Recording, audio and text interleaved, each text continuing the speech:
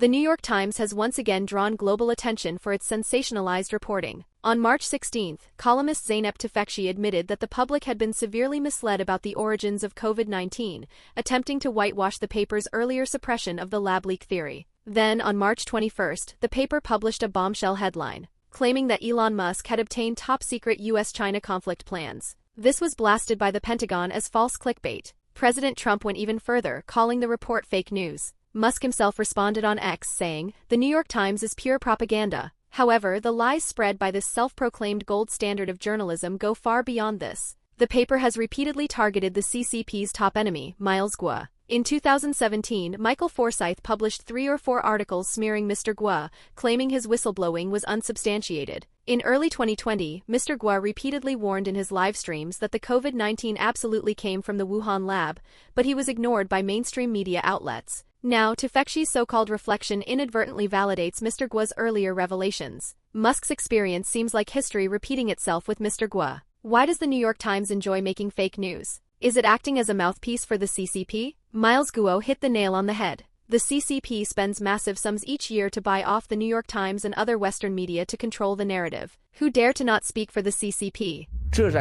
Someone in China said something that even shocked me, considering I'm the person who knows the most about the CCP's evil plans over the years. Let's not expose him. He's a member of the Standing Committee. He said, "Our party has spent nearly $2 trillion over the past 15 to 20 years build our global narrative influence. It seems our efforts have paid off."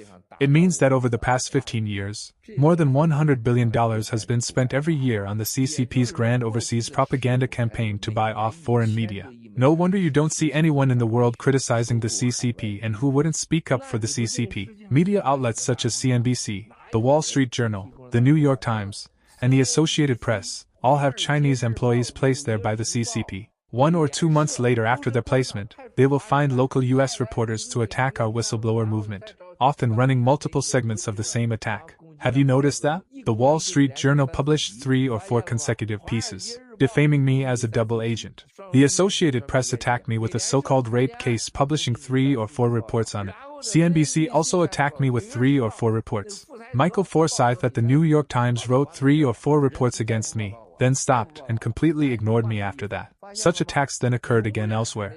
Have you noticed that? It's always the same pattern, let alone the overseas Chinese media, such as Duowei, which never stop attacking us. The CCP is systematically and strategically controlling major media outlets worldwide to defame and accuse us. Their tactics never change. These media bastards at the New York Times, as well as those so-called financial experts, are all scams. That's why the CCP is able to use them.